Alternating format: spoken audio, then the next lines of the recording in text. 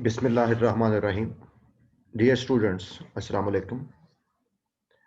Today we are going to start next chapter of FSC Part 2, that is cell cycle.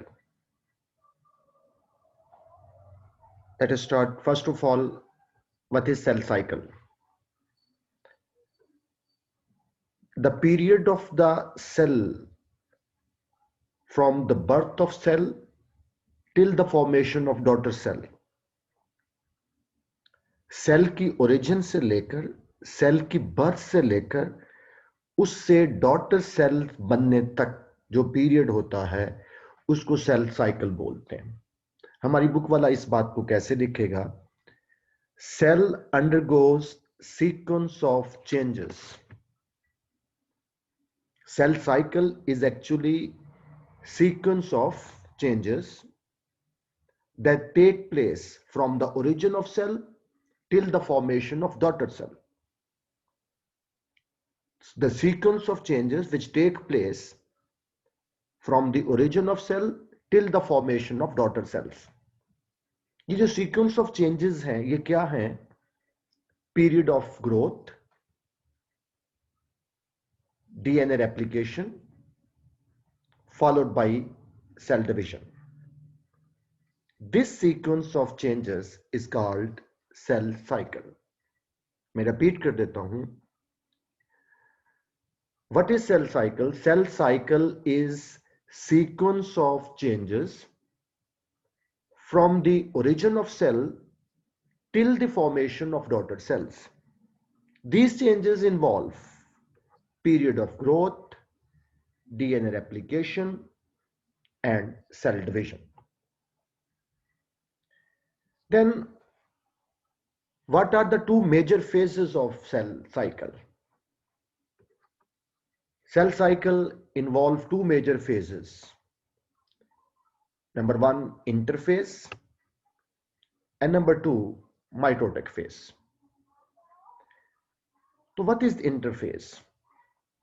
It is the period of non-apparent division.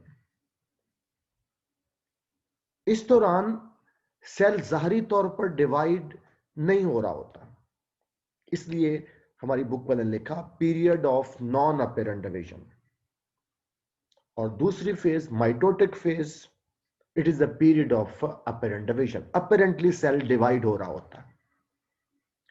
Each phase is further divided into sub phases, यानी interphase और mitotic phase further phases में divide होती है। तो cell cycle comprises of two major divisions phases, interphase during which cell does not apparently divide, or mitotic phase, cell divides. तो first of all आज जो हम ज्यादा मेजर बात करेंगे वो खास तौर पर जो बात करेंगे वो इंटरफेस की होगी। First, what is interphase? The period of the life cycle of the cell between two consecutive divisions. दो लगातार डिविजन्स के दरमियान जो सेल का पीरियड होता है, लाइफ साइकिल का जो पीरियड होता है बिटवीन टू कंसेक्टिव डिवीजन, इसको इंटरफेस बोलते हैं। The period of life cycle of cell between two consecutive divisions called interphase. It was also named as resting phase. This is misleading term. जब हम इसको रेस्टिंग फेज कहते हैं तो लगता ऐसे है कि इसमें सेल रेस्ट पे होता है, सेल डिवाइड नहीं हो रहा। ऐसी बात नहीं है। It is actually the period of extensive biochemical activities. ये रेस्टिंग फेज नहीं है, इसमें सेल के अंदर बहुत सारी बायोकेमिकल एक्टिविटीज होती हैं जिस दौरान सेल अपने आप को सेल डिवीजन के लिए प्रिपेयर करता है। It is the period of great many biochemical activities during which cell prepare itself for division. So what is interphase? The period of the life cycle of the cell between two consecutive division. It is called interphase or misleadingly termed as resting phase. It is not the resting phase. Actually, it is the phase of great many biochemical activities during which the cell prepare itself for cell division. Interphase is further divided into three phases. That is G1 phase. Number one, G1 phase, that is gap 1. Number 2, S phase, synthesis phase. Or number 3, G2 phase. G1, S, G2 phase. आए आगे देखते हैं। ये cell cycle की diagram draw की गई है। Start from here, cursor पे देखें जरा, दीज आर डॉटर सेल्स। यहां देखने वाली बात यह है कि डॉटर सेल में क्रोमोसोम किस किस्म के नजर आ रहे हैं, क्रोमोसोम किस फॉर्म में है, डुप्लीकेटेड फॉर्म में नहीं है। ये क्रोमोसोम, एक क्रोमोसोम दिखाया सिर्फ ये दिखाने के लिए कि क्रोमोसोम किस फॉर्म में होता है डॉटर सेल्स में। तो after sale division, these daughter cell enters G1 phase. G1 phase, that is gap 1. It is the phase of extensive metabolic activities. बहुत सारी metabolic activities होती हैं जिसमें cell normally grows in size, cell size थोड़ा सा बढ़ता है. Specific enzymes are synthesized. जो सेल की डिवीजन में, डीएनए की सिंथेसिस में बहुत सारे एंजाइम इस्तेमाल होने हैं, वो इस फेज के दौरान बनते हैं. Then DNA based units are accumulated for the next phase, that is DNA synthesis. जो बेस्ड यूनिट्स होते हैं, बेसेस, न्यूक्लियोटाइड वगैरह, जो डीएनए के कंपोनेंट्स हैं, डीएनए के बेस्ड यूनिट्स हैं, वो accumulate होते हैं ताकि अगली फेज में उनको इस्तेमाल किया जा सके. डायग्रामेटिकली हम इन तमाम स्टेजेस को एज सच नहीं दिखा सकते, मास्टवा इतना कि हम सेल को थोड़ा सा साइज में बड़ा कर दें, क्रोमोसोम की पोजीशन वही रहेगी. तो during G1 phase, gap 1 phase, cell grows in size, specific enzymes are synthesised, and then DNA based units are accumulated. एक और बात यहां आपको समझनी है कि during G1 phase, sometimes cell exit post mitotic cell. Mitosis के बाद सेल जो है वो exit from the cell cycle से निकल जाता है during G1 phase. Post mitotic cell, sometimes post mitotic cell, mitosis के बाद यानी जो डॉटर सेल्स होते हैं, they exit cell cycle and enter a phase called G0 phase. G0 phase में एंटर हो जाते हैं. And during G0 phase, cell remain inactive. Cell do not divide. They remain inactive. They remain inactive for days, for weeks, for months, and even for the whole life. For example, cells of our eye lenses and neuron cells, they remain in G0 phase for the whole life. They do not further proliferate. So what is G0 phase? हम कैसे लिखेंगे? During G1 phase, sometimes cell exit from the cell cycle and enters a phase called G0 phase. And during G0 phase, cell remain inactive. From the G0 phase, cell may re-enter the cell cycle or may not re-enter. तो post mitotic cell enters the G1 phase, जिसमें अगर regular cycle हो रहा हो तो post mitotic cell G1 phase में enter होता है, जिसमें ये 3 चेंजेस आते हैं. After G1 phase, the second phase is synthesis phase, that is S phase. S phase में डीएनए रेप्लिकेट, डीएनए की सिंथेसिस होती है and chromosomes are duplicated. S phase में डीएनए की सिंथेसिस होगी और क्रोमोसोम की डुप्लीकेशन हो जाएगी. ये क्रोमोसोम दिखाया गया है, लेकिन एस फेज के बाद क्रोमोसोम इस तरह से डुप्लीकेट हो जाएंगे। Now each chromosome consist of 2 sister chromatids.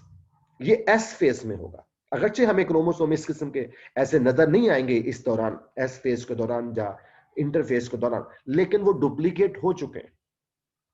तो अगर 46 इस तरह के क्रोमोसोम थे, सपोज करते हैं कि एक सेल में 46 इस तरह के क्रोमोसोम थे, इस तरह से मराद नहीं सिंगली, नॉट डुप्लीकेटेड, तो एस फेज के बाद वो डुप्लीकेट होकर 46 के 46 इस तरह से हो जाएंगे। They will consist of 2 sister chromatids.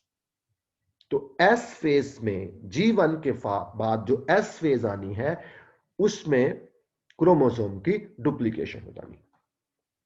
तमाम के तमाम क्रोमोसोम जो एक सेल के अंदर हैं वो डुप्लीकेट हो जाएंगे। और डुप्लीकेट से मुराद each chromosome will consist of 2 sister chromatids. यहां से लेकर यहां तक एक और यहां से लेकर यहां तक दूसरा सिस्टर क्रोमैटिड्स होंगे। एस फेज ये हुई।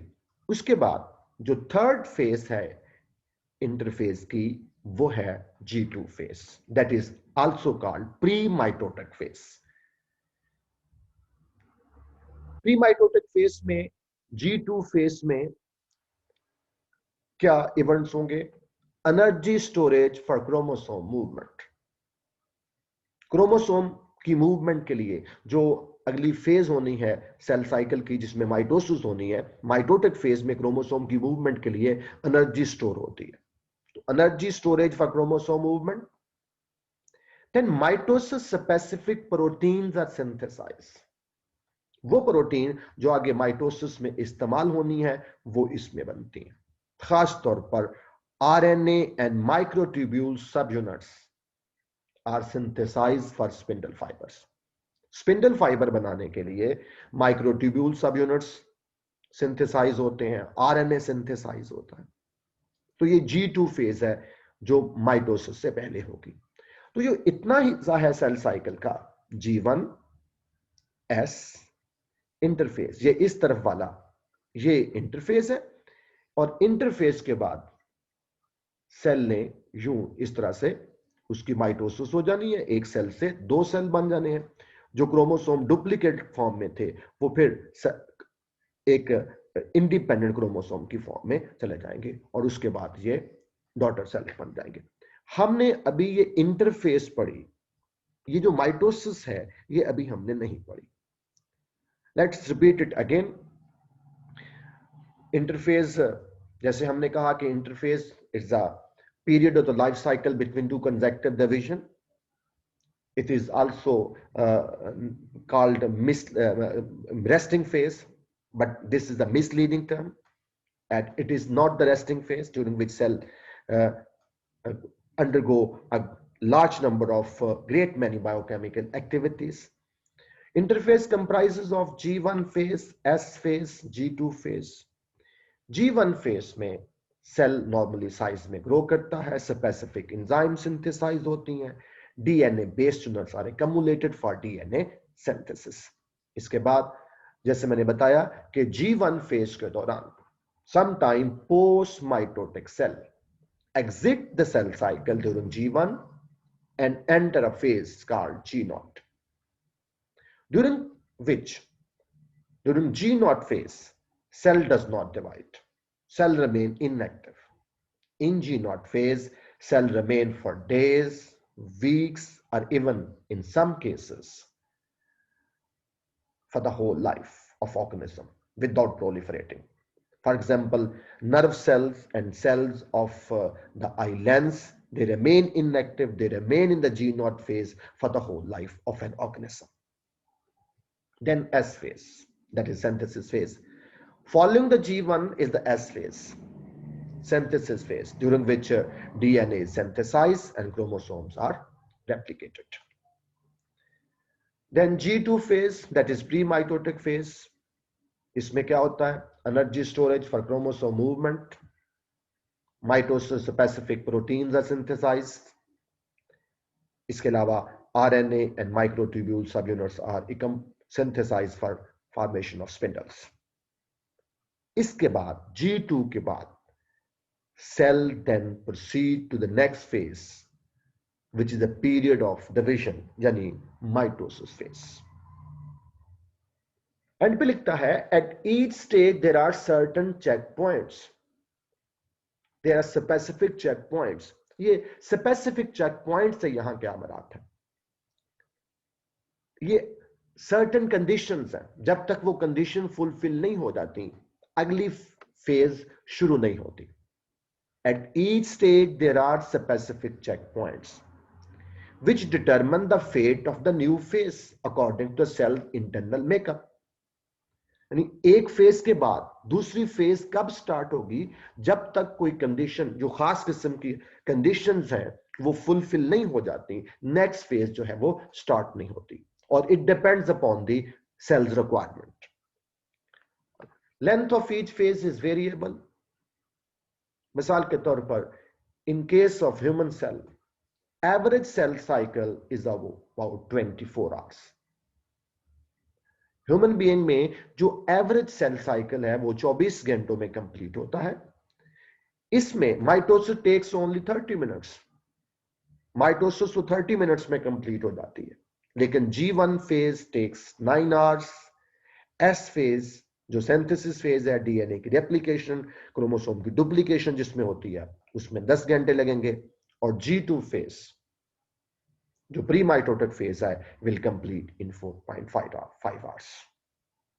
इसी तरीके से full cycle in yeast will take 90 minutes.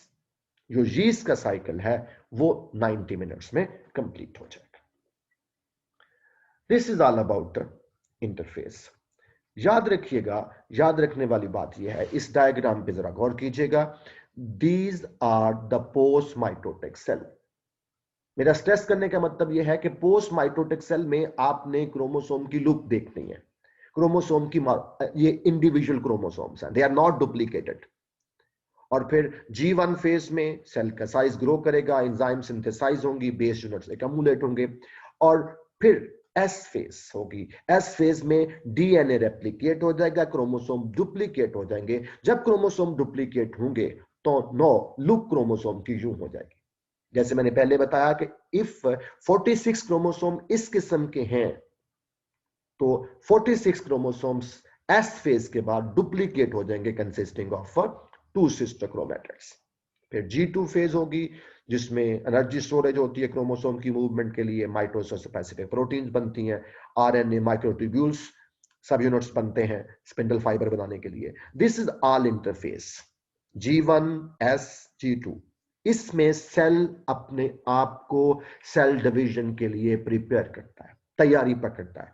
और ये एम फेज यानी माइटोसिस फेज, जो क्रोमोसोम डुप्लीकेट हुए थे वो हर सिस्टर क्रोमैटिड सेपरेट होकर फिर क्रोमोसोम बन जाते हैं जो डॉटर सेल्स में जाएंगे. ये अभी हमने माइटोसिस पढ़नी है, हमने सिर्फ इंटरफेस पढ़ी है. सेल साइकिल कंप्लीट नहीं हुआ लेकिन इंटरफेस पढ़ ली. माइटोसिस अगली वीडियो में पढ़ेंगे. Thank you very much.